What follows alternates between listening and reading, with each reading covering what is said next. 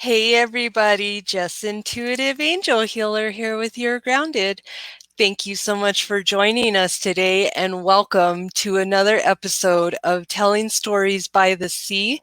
This is episode number 11 and today we have special guest Carylee Carrington, and she is a published author of the children's book podcast. I love this lady. She is a literacy advocate for the children, which we really need. Thank you so much for being here today.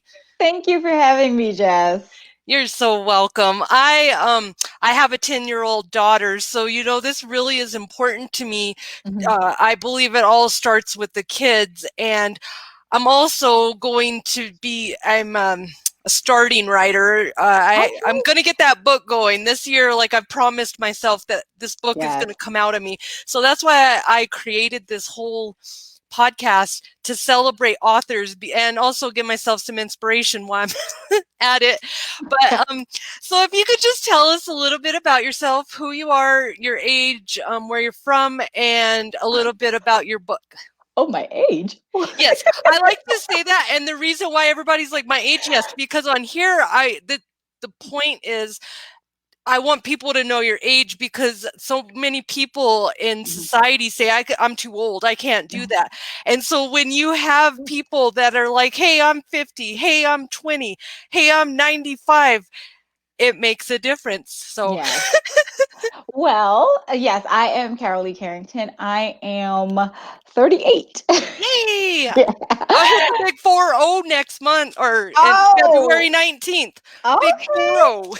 Awesome. Yes, I've already started planning my big 4-0. So, yes, I am a single mom. Still going through it, but single mom of two amazing boys who have been my inspiration for everything that I am, my journey that I'm going on as an author and as a literacy advocate and as the host of Read With Carylee, as you can see behind me. And I'm sitting in my cozy book nook right now, and I do have my tutu on. I love it. And I love children's literacy. I didn't think that I would love it so much. My mother, the late Dr. Norma McPherson, was a literacy coach and an educator for so many years. And I remember when I was 7 years old, she was just like, she was a teacher and she loved it. She told me, don't be a teacher. So I took the different route. And then my son actually inspired me to write my first book. And my mother inspired me to publish it. And she's always wanted me to publish the things that I had been doing and writing. And then, I published my second book, and now I am actually a children's show host. The Read With Carylee show is a lot like Reading Rainbow of the past.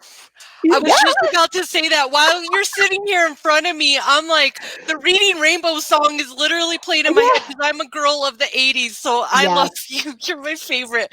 Yes. I love that guy too. He is, I remember watching mini shows with him. Yes. So, Reading Rainbow wasn't going to come back as a reboot. So after I became a published author and started going to author visits at schools and saw how kids would light up and they would just be like, oh my gosh, you're an author. And, when they would see me, because I would go to schools that were in my neighborhood, you just got to start out like that. And they would see me in Target, they would see me at the gym, and then they're pointing to their parents and they're like, that's the author that came to my school.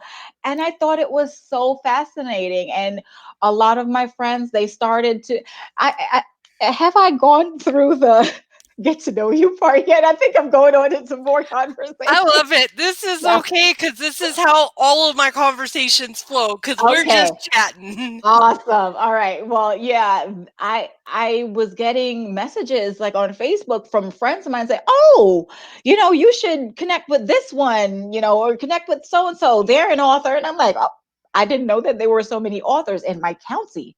So I decided, I was just like, I want to show kids that there are other authors in their neighborhood and in their community. So I started the show at a little coffee house. Well, it's not too little, but at a coffee house here in Manassas, Virginia. And I had authors coming from Maryland, DC, West Virginia, even as far down as Richmond, Virginia. And they were coming, to the show and taping with me in front of a live audience of kids. You can't beat that energy, but they were coming, and I was like, this is awesome. We definitely need to have more of this. And then COVID happened and we got shut down. Oh, But I saw the opportunity and I said, you know what? Let's do this virtually. Like, if like everybody was doing Zoom, so me and my production people, we got on Zoom and I record with authors from around the world. that's Like I was recording with authors Canada, Australia. I have an author that is going to be, her episode is going live tomorrow morning. She lives in Uganda. So like right now we've hit 4 continents. I'm just still waiting for amazing. Asia and South America right now. But, this has taken off so much and we've gotten so much support. And especially now with kids being at home and libraries being closed. And it's just been so awesome to be able to inspire kids all around the world and even inspire authors to really get out there because there's, especially in the self-publishing game, it's hard uh, to market yourself out there without paying skyrocket prices. Like I have marketing companies that call me all the time and say, "Oh, we can market your book for you. Just give us $8,000." No, I'm thank like, you. I'm like $8,000. I'm like, this is a children's book. Like the hardcover is $24.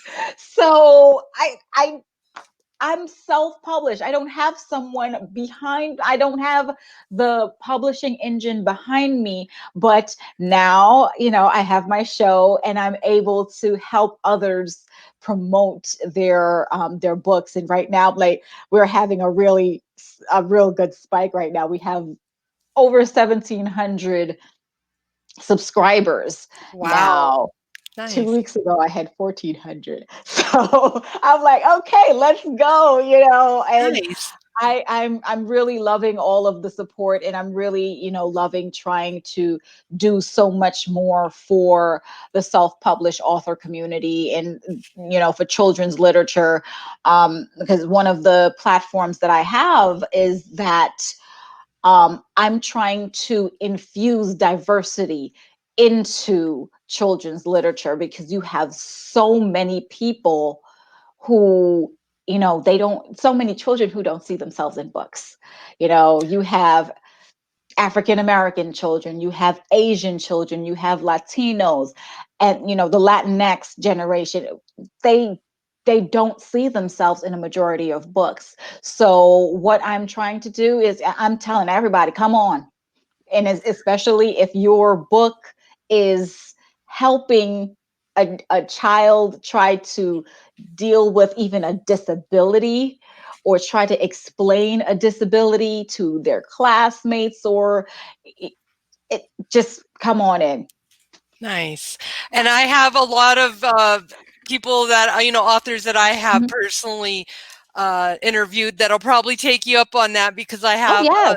a really, I have an author, Renee Schultz. She wrote a book on grief, and it's the coolest book Okay. because it's about a dog named Geronimo. So it's kid Mhm. appropriate, but it Yes. totally talks about death, Mhm. talks about overcoming anxiety, abuse, stuff like that, Mhm. and how to talk about it. But you can read it because it's not graphic, you know what I mean? And Yes. it's really well put together. So that's what I love about your mission, is that you're all about it's really important for kids to be able to see themselves in books. If you've Yes. ever seen Matilda, that is a Mhm. great movie, um, because that's how kids. Love She started that. reading at 4 because her parents were very neglectful, Yes. trashy parents. Uh-huh. So she took herself to the library and Would check out the books on found her own. herself. Yeah, and I think that's what I kind of that is another reason why I started this podcast too, was the fact that I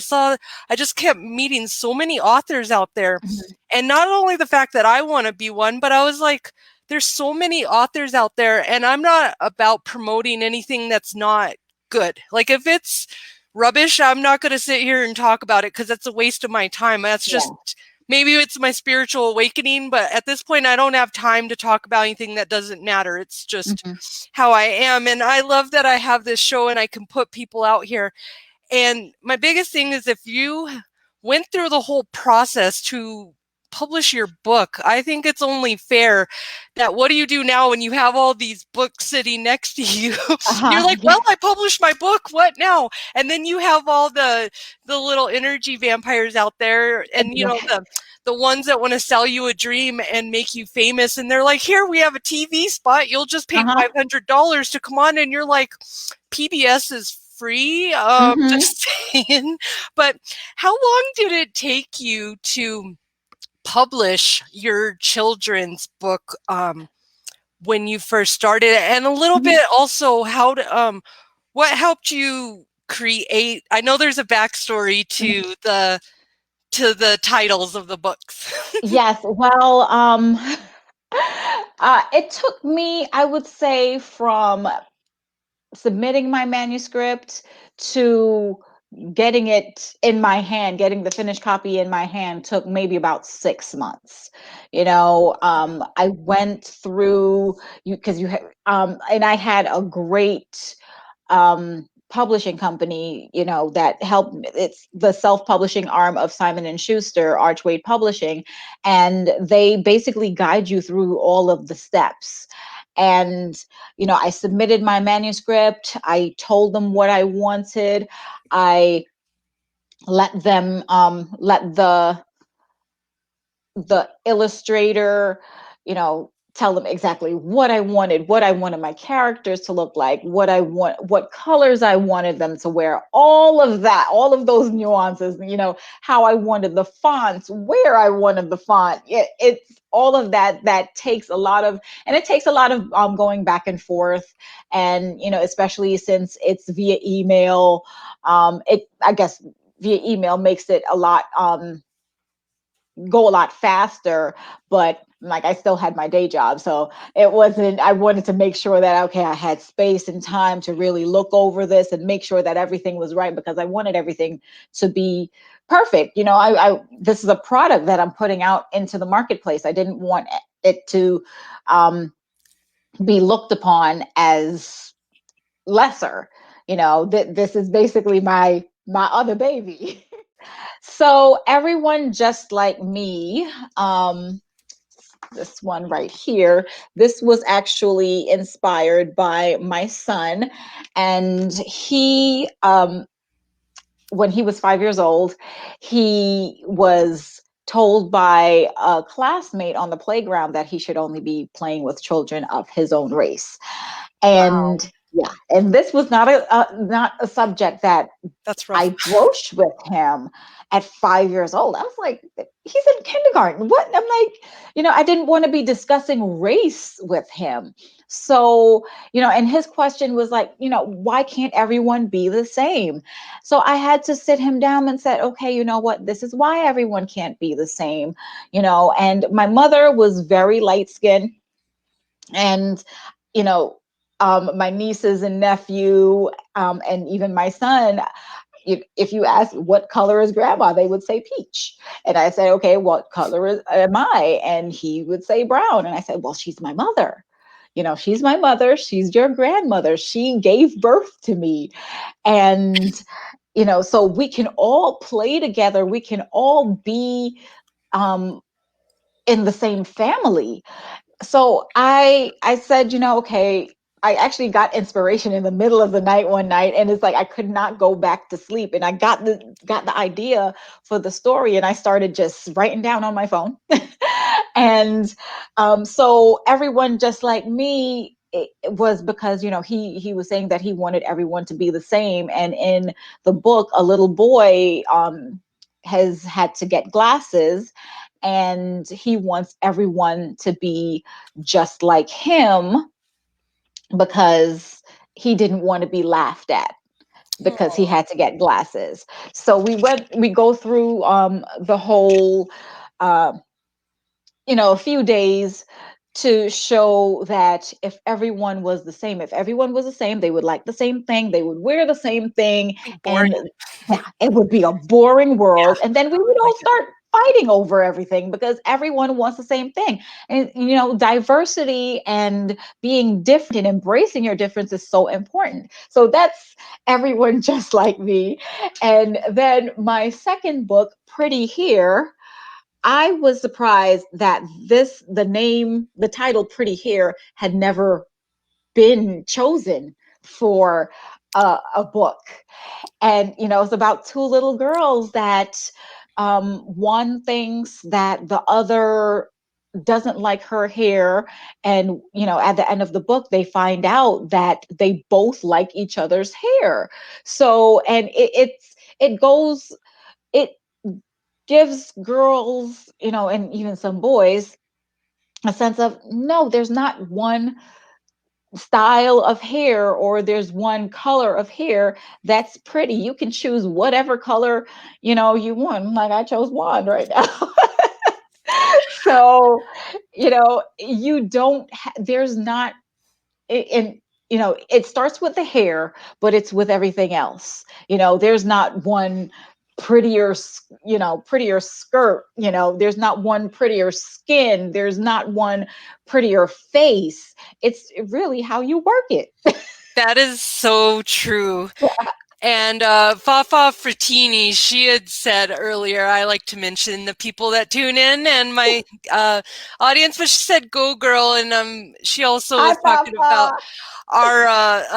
her big 40. She's going to be celebrating her big 40 in Disney World, so that's pretty cool. So I had to put that up there. But okay, back to what you were saying about your books, I love that because, like I said, I have a 10-year-old daughter, and my daughter and me are she's a Scorpio, I'm a Pisces. I can tell we're very open-minded and we're go with the flow. And my daughter is funny because she doesn't understand racism. Like she doesn't understand it because I've never taught it to her. And when I was little, we'd be at Walmart, and if you were her size, you were her friend.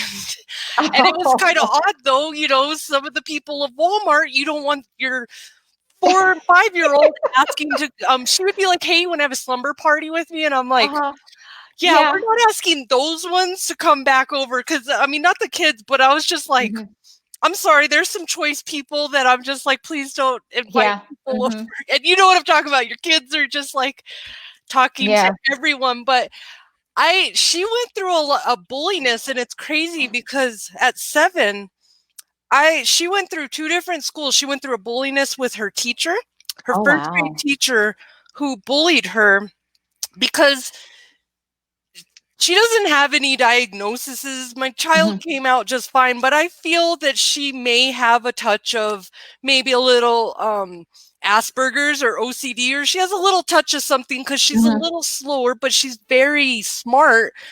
And this guy was just awful to her, and I went to the school to try to fix it, and they didn't. They just were all friends of him because he was the PE teacher coach, which I don't think a coach should be. I think like why are you coaching a basketball coach? Mm-hmm. I had a football coach who taught me in fourth grade, and he was a little aggressive. And I Oh, remember one time he picked up a whole kid and his desk because he was being a fourth grade kid, just yeah. being a kid. And this doesn't happen anymore because this was in the 90s, but this kid got picked up and put outside because he was being like disruptive. And I was like, Oh, so wow. then it went back and my kid got to go through the same fun experience. So I really love that you're putting it out there because you know what? For one, kids don't know hate and anger and all that Yeah. unless they're being It's taught that. taught. It is Yeah. a learned habit. And I usually know when I see a kid who is way young, like 8 years old, telling me some choice things. I'm like, where are your parents? Yes. Because they are not around because you are, wow, and it's really, I really want more people like yourself out there to, Mhm. put it out there. Hey, you can be different and stop crushing the dreams of our kids so young because that's what this teacher did with and I'm still recovering and getting her back in there. But if Mhm. you even mention his name, he's like Mr. Robert, she knows him. And it's funny that people don't realize that the impact that you have at such a young age, depending Yeah. on what you teach them. So Yes. whatever you give them as their knowledge is what they're going to be able to produce back into the world. So I Yeah. love that you saw that I love the backstory to your book. Thank you. So who has inspired and keeps you inspired as a writer? Well, ooh. Well, I would have to say definitely my mother was my biggest inspiration. She was my biggest cheerleader when it came to me writing. I used to write poetry when I was younger, and she would always say, "Oh, you need to publish, you need to write more, and you need to publish a book." And I would say, "Yeah, ma, okay." And when I published my first book, and when I got into being in literacy, she was a literacy coach, and it brought us close. It definitely brought us closer. And um gonna try not to cry, but with her passing, it I didn't I didn't take it as I need to sit down and just mourn her. That would not have been her. you know, um, I've seen people close to her pass, and she just takes that and okay, she says like, life has to go on. So even through this time, because she passed last March at the beginning of COVID, and it was just like, okay, yeah, I could have chosen to just be home and sit and be in my grief, but I just took it as, you know what? My mother believed in me for being an author. She believed in this show. So let's go. And that's really what happened. I love it. I, when she passed, I had 300 subscribers, and now we are surpassing 1700 right now. And a lot of people may not think that that's a big deal, but it's a big deal to me because I don't I may have I may have a lot of people on my Facebook, but I don't know 1700 people. These Yeah. are 1700 people that are buying into something that I believe in, that are believing in me, that are believing that what I'm doing is making a difference. And they are sharing that with their children and sharing these authors with their children. And that that keeps me inspired. I often, well, after my mom passed, there was a robin that came to my window, and it just kept, this has never happened before. I'm like, anywhere I've lived, it just kept on pecking at the window. It was trying to fly in the window for like an entire day. And then the second day, it just took a perch on my deck and, would come and tap, tap. and then would fly away. And I was just like, okay, I felt like that was my mother. I felt like that was her spirit, coming to Definitely. be around me. And I am in Northern Virginia. It is 36 degrees today. Yeah, there's no there's no birds flying around out there like that. Yesterday there was a robin Nice. in my backyard. I love And it. I was just like, wow. I said it is too cold for robins to be around. And that robin was just there. At first I saw it on my gate and I was like, hold on, is that a robin? And then it went around and it was like right in the on a tree in my backyard. And I was like, wow. Okay. And as I shared with you before we came on, I had a difficult day today. So I don't know if that was a warning or something, but I still got to pick myself up and I still got to go because, regardless of what, I just have to stay positive, even for my kids and for everyone around me. It's like I put on this tutu and I'm someone else. I love it. And spirit definitely came by. And I feel like if you're having a bad day, that was definitely your mom stopping by to be like, hey, smile, because it got your attention. Because that's how spirit works, is because I'm an angel intuitive and working on my mediumship. I have it, but I've blocked it off for so many years due to fear and trying to fit in and fit into a world that I've never fit into. And I finally understood that Dr. Seuss had a point. Why were you trying to fit into a world that you were born to stand out of? If you stand out, there's a reason. And I've stopped fighting that finally. I mean, I never totally not fit in, but I always felt like a square peg in a round world half the time, because my logic, everybody just stares at me half the time and they're like, they pat me on my head. And I'm like, yeah, high five. You don't get me. I get it. But now that I've really embraced my spiritual journey here and live in the way that now I'm just intuitive angel healer, not just Jessie Campbell. And I love it because I am a whole nother person when I step into that thing. And that's what I love it, because it's a positive feeling. And I love Fafa. She said, love your positivity. And I love it too. Thank you. We're going to wrap this up here shortly, but I just wanted to hear if we could hear an insert from your book. Oh, absolutely. And where can we pick this book up at? Yes, you can find my book at many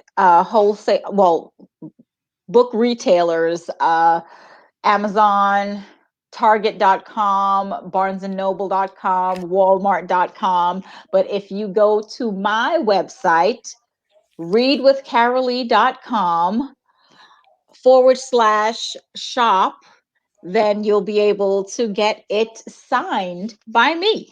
Nice. Yes. Nice. So I'm going to read an excerpt from Pretty here. Awesome. And all the links will be underneath as well.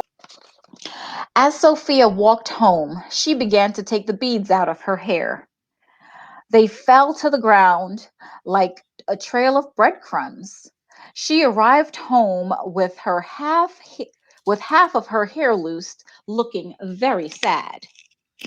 Nice. This page right here. That's beautiful illustration. Thank you. Yeah, they did a great job. Yes. Her mother gasped at the sight of her half-loosed hair. Sophia, what happened to your hair? She asked. I don't like cornrows anymore. A little girl with pretty golden hair made fun of me, Sophia answered sadly. Sophia's mom knelt down and gave her a big hug. Don't worry, baby. We'll try something else tomorrow, she told Sophia. And that is, yeah. I love it. Mom and Sophia there. That's awesome. Yes.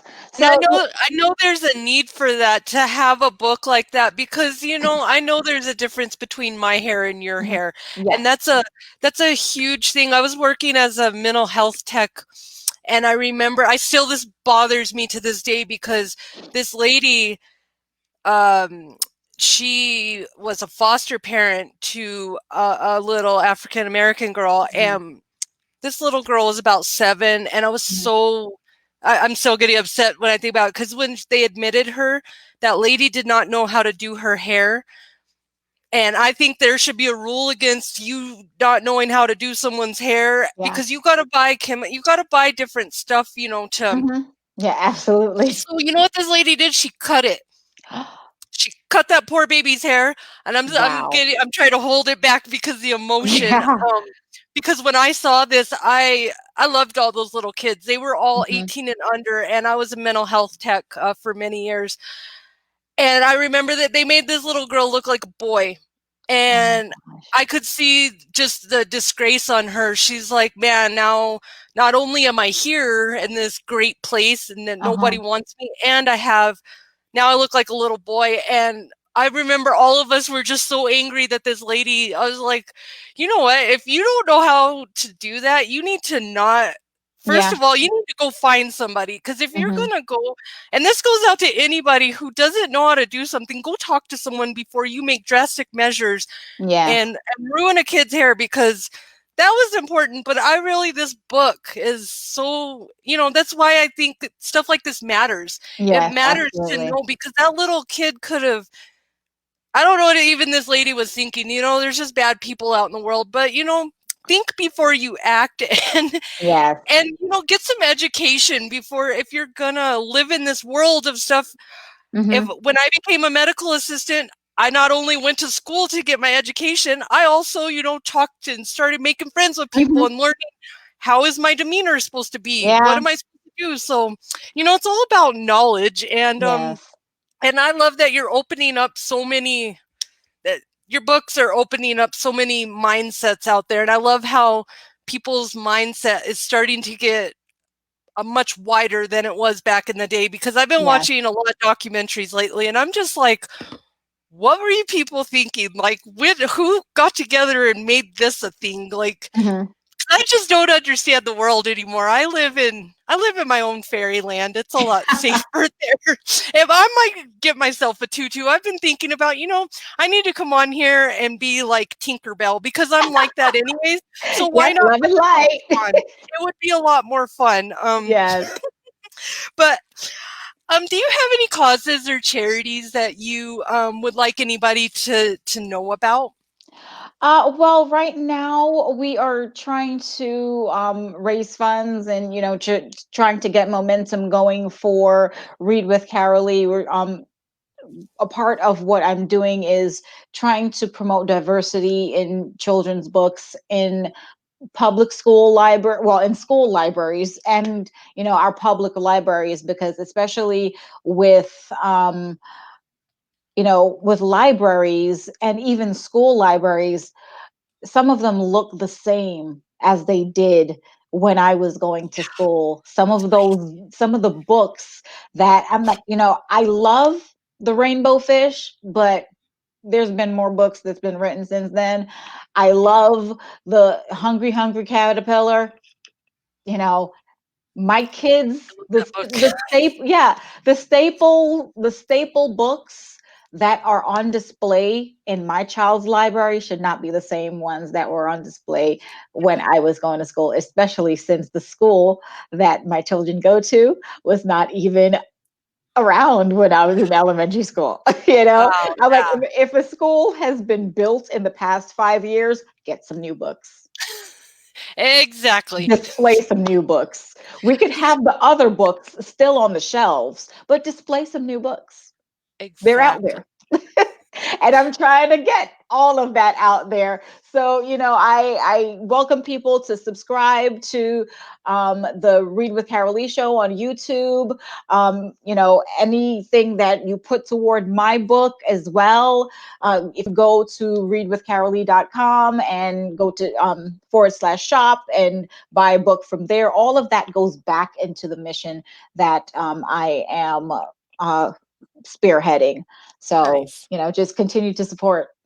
That's awesome. And that's so very true, because I think, and that's even better when it goes back and you I feel like it's going more places when a person is actually in charge of, hey, I've got this percentage rather than just, yeah, donate and it'll go Yeah. to the right people. Cause I'm like, Mhm. where is all this money? Cause I hear millions, trillions going, they just got $585,000, but they're still broke. And I'm like, Mhm. well, Yeah, they're still where's all this acting. money Yeah. going? We're gonna wrap this up. Thank you so much for being here today. I Thank you really for appreciate having it. me. We got started a little late, but hey, I always say better late than never. So, Yes. um, what would be um, what would be some advice that you could give our listeners out Mhm. there that would really like to write a book, but Mhm. maybe they're still up in their head about nobody wants to hear it, or it's not a good enough book, or whatever fear that they're Mhm. having in the process to get it out of them? What would be your advice to get them over that hump and get out that book? Well, definitely. If there is a story that you feel that needs to be shared, there are people out there that want to hear it. We are not all the same, but there are a lot of people that are not all different, and especially with if you have gotten the inspiration to do something, that's something for you to do. And if you don't do it, the You're not universe will use fulfilling your life someone else. purpose. Yeah, and the universe will use someone else to do it. So it's either you use it or you lose it. So get writing. I love it. Thank you so much. And where can our audience find you if they want to, get you, Mhm. have you as a guest on their podcast, or if they just want to tune into your stuff? Well, you can connect with me um, through readwithcarylee.com. And I am on social media on everything Read with Carylee. So if you Google Read with Carylee, you'll find me. Awesome. Thank you so much for being here. And if you want to show us Thank your you, Jess. books, Yes, we're we gonna have. wrap it up. We got Pretty Hair and And everyone just like me. hold on. Go ahead and pull that down. Everyone just like me and Pretty Hair. So you guys go out and support this fabulous author, Carylee, and help her support her literacy mission. I love it. Thank you so much for being here. Thank you so much for having me. Thank you, beautiful souls, for tuning in today to another episode of Telling Stories by the Sea, episode number 11, live author meet and greet. Tune in next week when we bring you another great author. Bye, everybody. Love